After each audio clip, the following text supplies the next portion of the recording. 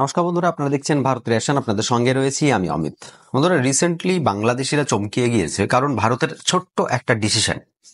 দেখুন, আপনারা মনে রেখেছেন কিনা বলতে পারবো না, যখন জুলাই বিপ্লব চলছিল, ঠিক তার আগে শেখ হাসিনার সঙ্গে নেপালের একটা ডিল হয়েছিল। কেমন ডিল? সেটা হচ্ছে জলবিদ্যুৎ কেন্দ্র, নেপাল থেকে জলবিদ্যুৎ কেন্দ্র থেকে যে বিদ্যুৎ তৈরি হয়, সেই বিদ্যুৎটা বাংলাদেশ তাদের দেশে নিয়ে আসবে। তার জন্য কি দরকার? আমরা সকলেই জানি যে বাংলাদেশ হচ্ছে অ্যাকচুয়ালি ভারত দিয়ে ঘেরা। তো বাংলাদেশকে যদি অন্য কোনো দেশ থেকে তাদের দেশে কিছু নিয়ে আসতে হয়, তাহলে সেটা কিন্তু ভারতকে ব্যবহার করেই আনতে হবে।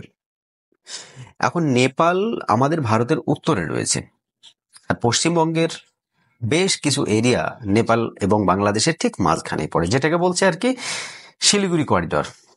একটা সময় এই বাংলাদেশিরা কিন্তু এই শিলিগুড়ি করিডর নিয়ে বেশ বড় বড় কথা বলতো।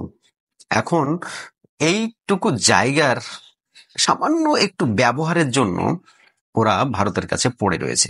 আর এক্স্যাক্টলি ভারত কিন্তু এই টাইমে এমন একটা মুভ করলো, যেটা দেখে বাংলাদেশ চমকিয়ে গিয়েছে। বিশেষ করে বাংলাদেশের সেই সমস্ত মৌলবাদীরা যারা সবসময় ভারতে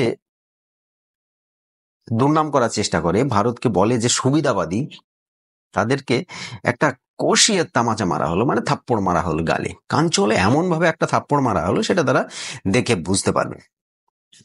আপডেটটা কি? আপডেটটা হচ্ছে নেপাল থেকে যে জলবিদ্যুৎ কেন্দ্রের জন্য, মানে জলবিদ্যুৎ থেকে যে বিদ্যুৎ তৈরি হয়, নেপাল থেকে যে বিদ্যুৎ তৈরি হয়, সেই বিদ্যুৎ বাংলাদেশে নিয়ে আসার জন্য ভারতের হাই টেনশন লাইন ব্যবহার করার অনুমতি তারা চেয়েছিল। মানে এক কথায় ভারতকে ব্যবহার করার অনুমতি চেয়েছিল। এখন ভারতের তরফ থেকে অবভিয়াসলি সেটা না করে দেওয়া হয়েছিল, কারণ জুলাই বিপ্লব, সেই সময় জুলাই বিপ্লবের পরে তথাকথিত যে সমস্ত সমন্বয়করা আছে, তারা তো বিশালভাবে ভারতকে দুর্নাম করছে। তাদের সবসময় মুখে তো ভারত বিরোধী কথাবার্তা। এখনো বাংলাদেশের মধ্যে যদি যাওয়া যায়, তবুও এখনো 60% মানুষের মুখে ভারত বিরোধী কথাবার্তা। তাদের সরকারের মধ্যে যারা রয়েছে, 2 থেকে 3 মাস আগে যদি আমরা পিছনে যাই, তাহলে পারে কিন্তু তাদের মুখেও সব সময় ভারত বিরোধী কথা ছিল। কিন্তু রিসেন্টলি একটু সুর ডাউন হয়েছে। আমি বেশ কয়েকদিন ধরে একই ভিডিও আপনাদেরকে বলে যাচ্ছি যে একই কথা, যে বাংলাদেশের হঠাৎ করে কেন এমন সুর নরম হয়ে গেল। এই সুর নরম হওয়ার পিছনে বেশ অনেকগুলো রিজন রয়েছে। দেখুন, অপারেশন সিন্দুর, এই অপারেশন সিন্দুর হওয়ার পর থেকে বাংলাদেশ কিন্তু একদম দেবে গিয়েছে, কারণ তাদের দরকার এমন একটা শক্তি, যে শক্তিটা তাদেরকে সাহায্য করবে। আজকে পাকিস্তান থেকে তারা যাই করুক না কেন, ভারত ছাড়া যে তারা চলতে পারবে না, এটা কিন্তু হাড়ে হাড়ে টের পেয়েছে তারা। আজকে জলবিদ্যুৎ কেন্দ্র থেকে যে বিদ্যুৎ বাংলাদেশে প্রবেশ করবে, সেটা বাংলাদেশের কস্টের হিসাবে, এবং ভারতের যে আদানি থেকে তারা সাপ্লাই নেয়, ঝাড়খণ্ডের আদানি থেকে, সেখান থেকেও তার কস্ট প্রচুর পরিমাণে কম, বলতে গেলে 50 to 60% কম হয়ে যাচ্ছে। তো সেই জায়গায় দাঁড়িয়ে যত এত চিপ প্রাইসে যদি তারা বিদ্যুৎ পায়, তাহলে অবশ্যই তাদের দেশের জন্য খুবই উপকারী হবে। আর ভারত এক্স্যাক্টলি এই টাইমে কিন্তু বলে দিয়েছে, ঠিক আছে, তোমরা আমাদের হাই টেনশন লাইন ব্যবহার করতে পারো। কোন লাইন ব্যবহার করতে পারে সেটাও কিন্তু পার্টিকুলারলি উল্লেখ করে দেওয়া হয়েছে। দেখুন, এত কিছুর মধ্যে ভারত যখন বাংলাদেশকে এইভাবে একটা পারমিশন দিয়ে দিল, তখন কিন্তু বাংলাদেশিরা, বিশেষ করে বাংলাদেশের যে সমস্ত মিডিয়া এবং বাংলাদেশের যে সমস্ত সরকারের গদিতে বসে থাকা কিছু মুখোশধারী মৌলবাদী রয়েছে, তারা কিন্তু চমকে গিয়েছে। বিশেষ করে যে কি এমন হলো, কি হলো, ভারত কি করলো, ব্যাপারটা কি হলো, এই যে একটা টেনশন তাদের মধ্যে। ভারতের তো পারমিশন দেওয়া উচিত নয়। এতে কি হতো যে বাংলাদেশের সাধারণ মানুষ আরো খেপে যেত ভারতের উপর। কিন্তু ভারত পারমিশনটা দিল, এবং কেন দিল সেটারও একটা বড় রিজন রয়েছে। অনেকে বলবে ভারতে বসে যে বাংলাদেশ যখন এত ভারত বিরোধী কাজ করে, সেই জায়গায় দাঁড়িয়ে ভারত পারমিশন কেনটা দিল। এটা স্বাভাবিক ব্যাপার। হ্যাঁ, যখন কেউ আমার উপরে গালাগালি করবে সারা জীবন, তাহলে আমি কেন তাকে হেল্প করব, স্বাভাবিক ব্যাপার। কিন্তু হেল্পটা করলো। এই যে ভারতের ওপর তাদের যে আস্থা, সেটা থাকুক আর না থাকুক, তারা কিন্তু ভারতের উপর ডিপেন্ডেন্ট হয়ে যাচ্ছে। দেখুন, এটা একটা বড় রিজন। আর এই যে নরেন্দ্র মোদী, শঙ্কর, ডক্টর এস জয়শঙ্কর, এরা যে কি লেভেলের বুদ্ধি রাখে সেটা কিন্তু ধারণার বাইরে। আজকে পাকিস্তান বাংলাদেশকে যতই সাপোর্ট করুক না কেন, তারা কিন্তু এইভাবে হেল্প করতে পারবে না বাংলাদেশকে। আজকে নেপালের ওপর যখন আদানির ইলেকট্রিসিটি অলরেডি বাংলাদেশ নিচ্ছে, আর সেখান থেকে তারা মুখ ফেরাতে পারবে না। আদানি যখন 50% কমিয়ে দিয়েছিল ইলেকট্রিসিটি, তখন কিন্তু তারা পুরো মানে কেঁদে বেড়াচ্ছিল, পাদ হচ্ছিল এসে আদানির। সেই জায়গায় দাঁড়িয়ে আজকে যদি ভারতের ভূখণ্ড ব্যবহার করে বা ভারতের হাই টেনশন লাইন ব্যবহার করে নেপাল থেকে ইলেকট্রিসিটি যদি বাংলাদেশে যায়, সেই জায়গায় ওই হাতটাও কিন্তু ভারতের কাছেই থেকে গেল, যে ভারত এনি টাইম বলতে পারে ভাই কাল থেকে তোকে আর এই লাইন দিয়ে বিদ্যুৎ দেব না। নেপালকে রাজি করালো যে যেটুকু বিদ্যুৎ আছে তুমি আমাদের এলাকাতে যে মেগাওয়াটটা তুমি দিচ্ছ আর কি, 40 হোক, 50 হোক, 60 হোক, 100 হোক, 200 হোক, সেই মেগাওয়াট তুমি আমাদের এই এলাকার মধ্যে দিয়ে দাও। নেপালও খুশি, কারণ নেপালের যেটুকু প্রডিউস হচ্ছে যেটুকু তৈরি করছে তারা, সেটা তারা সাপ্লাই করছে, সে বাংলাদেশ হোক আর ইন্ডিয়া হোক, যে কোনো জায়গায় সাপ্লাই করে দেবে। আমরা যদি চাই বাংলাদেশকে যে কোনো মুহূর্তে অন্ধকারে রাখতে পারি।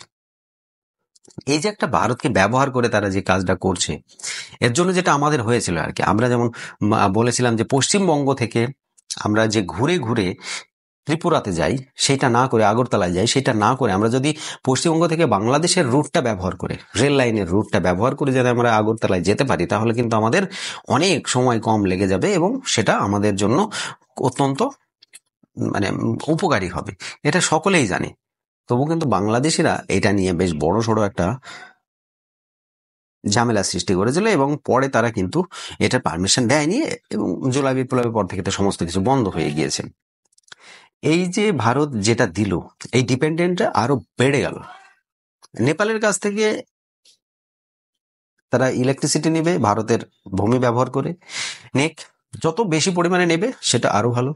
মানে ডিপেন্ডেন্ট, তারা সেলফ ডিপেন্ডেন্ট না হয়ে নেপালের উপর ডিপেন্ড করে থাকুক। আর নেপালের ওপর করলেও কিন্তু আলটিমেটলি সে ভারতের ওপরেই করতে হচ্ছে, কারণ ভারতের হাই টেনশন লাইন তারা ব্যবহার করছে। যখন আমাদের কোনো দরকার পড়বে অবশ্যই আমরা সেটাকে সেইভাবে ব্যবহার করে নিতে পারবো। আজকে এই যে একটা মুভ, যারা বামপন্থীরা যারা বলবেন, শুধু বামপন্থী বলবেন, যারা বলবেন যে ভারত কেন এই পারমিশনটা দিল, তার কিন্তু এটা একটা বড় রিজন। আজকে সবাই চমকিয়ে গিয়েছে বাংলাদেশে। ওদের দেখুন, ওদের মিনিস্ট্রি বলুন আর ওদের রিপোর্টে বলুন, ওদের নিউজে বলুন, এসবগুলো কিন্তু তারা প্রকাশ করবে না, কারণ ভারত একটা ভালো কাজ করে ফেলেছে। কিন্তু এই কাজের মধ্যেও আমরা কিন্তু তোমাদের খোপড়ি নিয়ে টানাপাড়া করছি। একটা জিনিস বুঝতে হবে, সারা জীবন তোমরা একটা দেশের উপর বসে বসে খাবে আর সেই দেশটা তোমাদের খেতেই দেবে, তোমাদের কাছ থেকে কিছু নেবে না, এটা তো সম্ভব না, তাই না? আজকে তোমাদের এই যে অতিরিক্ত বাড়াবাড়ি লেজ গজিয়েছে না, 2-4টে লেজ এক্সট্রা লেজ গজিয়েছে, সেই লেজটাকে কাটার জন্য আমরা এই পারমিশনটা দিলাম। এটা কবে থেকে দেওয়া হয়েছে? 6 মাসের জন্য পারমিশনটা দেওয়া হয়েছে, যে 6 মাসের জন্য তারা লাইনটা ব্যবহার করতে পারে। এখন তাদের কাছে তো আর উপায় নেই, তারা কি করে নিয়ে যাবে? এ তো আর অন্য কিছু নয়, এ তো যে স্যাটেলাইট থ্রু ইলেকট্রিসিটি যাবে সেরকম তো আর নয়, তাই না? ইলেকট্রিসিটি কিন্তু আপনাকে সেই হাই টেনশন লাইন দিয়ে নিয়ে যেতে হবে। তাই বাংলাদেশকে বাধ্যতামূলক ভারতের সঙ্গে এই সম্পর্কটা রাখতে হবে। যদি ভারতের সঙ্গে সম্পর্ক না রাখতে চাই, তাহলে তাদের একটা এরিয়া কিন্তু অন্ধকারেই থাকবে। খুব ভালোভাবে বিবেচনা করলে এটা কিন্তু বিশাল বড় একটা স্টেপ আমাদের ভারত সরকারের তরফ থেকে। আর ভারত যদি এই লাইনটা ব্যবহার করতে না দিত, তাহলে কিন্তু সারা জীবন ওদের একটা ওই ক্লু থেকে যেত। ওরা কি বলতো যে ভারতের কাছ থেকে আমরা এটা চেয়েছি, তারা দেয়নি। আমরা তো বহুত কিছু দিয়েছি বাংলাদেশকে, আমাদের যা দিয়েছি আমরা, সেটা ওরা হয়তো সারা জীবনে অন্য কোথা থেকে পাবে না। তো এই যে শেখ হাসিনা বলতো না, বাংলাদেশ ভারতকে যা দিয়েছে বা আমি যা ভারতকে দিয়েছি সেটা ভারত সারা জীবন মনে রাখবে। এক্স্যাক্টলি মনে রাখতো যদি এই জুলাই বিপ্লব বা আগস্ট বিপ্লবটা না হতো আর কি। তথাকথিত যে সমন্বয়করা এসে দেশটাকে ব্যান্ড বাজিয়ে দিয়েছে, আর বাকি যেটুকু ছিল সেটুকু এই ডক্টর মোহাম্মদ ইউনূস এসে সেটা সমস্ত প্রায় শেষ করে ফেলেছে। তাই এইটা যদি না হতো তাহলে কিন্তু ভারত সমস্ত কিছু মনে রাখতো, কিন্তু বাংলাদেশ মনে রাখা উচিত তাদের, ভারত যেগুলো করেছে 1971 থেকে শুরু করে আজকের ডেট পর্যন্ত ভারত যেটা করছে এখনো সেটা তাদের মনে রাখা উচিত। দেখুন, বিজনেস বিভিন্ন দিক দিয়ে তারা বন্ধ করেছে, হ্যাঁ মেনে নিচ্ছি, প্রত্যেকের নিজের নিজের স্বার্থ রয়েছে, তারা বিজনেস বন্ধ করে দিয়েছে। তো এই বিজনেস বন্ধ করার সময়ে ভারত তো বলতেই পারতো না যে নেপাল থেকে তোমাদের ইলেকট্রিসিটি আমরা দেওয়ার জন্য আমাদের হাই টেনশন লাইন ব্যবহার করতে দেব না, তোমরা যেখান থেকে পারো করে নিতে পারো। কোথায় থেকে করতো তারা? ওই নেপাল থেকে যেত চিনিয়ে, চীন থেকে ওই সমুদ্রের মধ্যে দিয়ে নিয়ে আসতো, তাই না? তাতে কি হতো, ওই বলে না, সে ঘোড়ার চাইতে ঘোড়ার চাবুকের দাম বেশি, সেই রকম হয়ে যেত আর কি। ওই 40 থেকে 100 মেগাওয়াট ইলেকট্রিসিটি আনার জন্য তারা ওই 7 সমুদ্র 13 নদী পার করে এইরকম ভাবে আনতে পারবে না। যাই হোক, দেখুন যে আপডেটটা এসেছে সত্যি আমার তো একদিক দিয়ে খুব ভালো লাগছে যে বাংলাদেশের ওই জল টিকিটা আমরা কিন্তু ধরে রাখলাম। অ্যাকচুয়ালি বলা যায় তাদের লুঙ্গির যে কাঁচাটা আমরা ধরে রেখেছি। এইবার যখনই কোনো কিছু করবে, ওই পাকিস্তানে যেমন আমরা সিন্ধু নদীর যে সিন্ধু নদ চুক্তি যেটা ছিল সেটা আমরা ভেঙে নিলাম কবে, সেই অপারেশন সিন্দুরের সময় আমরা আমাদের হিসাব মতো জল ছাড়ছি, আমাদের হিসাব মতো জল আটকাচ্ছি। তো সেরকম বাংলাদেশেও এটাই করব আর কি, কোনো রকম কথা না বলে ওদের ওই লুঙ্গির কাছাটা ধরে রাখবো, যে একটু বাড়াবাড়ি করবে বাস কাছাটা ছেড়ে দেবো, নে ভাই এবার সামলা তোরা কি করবি না করবি। মাথায় রাখবেন কথাগুলো, প্রত্যেকটা বাংলাদেশিদের উদ্দেশ্যে এটা কিন্তু বলছি, অবশ্যই মাথায় রাখবেন। যাই হোক বন্ধুরা, ভিডিওটা একটা ছোট্ট আপডেট আপনাদের কাছে দিয়ে দিলাম। যদি ভালো লেগে থাকে অবশ্যই একটি ভিডিওতে লাইক করে দেবেন, শেয়ার করে আর সকলের কাছে পৌঁছিয়ে দেবেন। দেখুন এই ধরনের টপিকগুলো একটু সকলের কাছে শেয়ার করার চেষ্টা করুন, কারণ আমাদের ইন্ডিয়ানদেরও তো একটু খুশি হওয়ার দরকার আছে না? শুধুমাত্র বাংলাদেশিরাই সারা জীবন আমাদেরকে গালাগালি করে যাবে আর আমরা দেখবো, সেটা তো হয় না।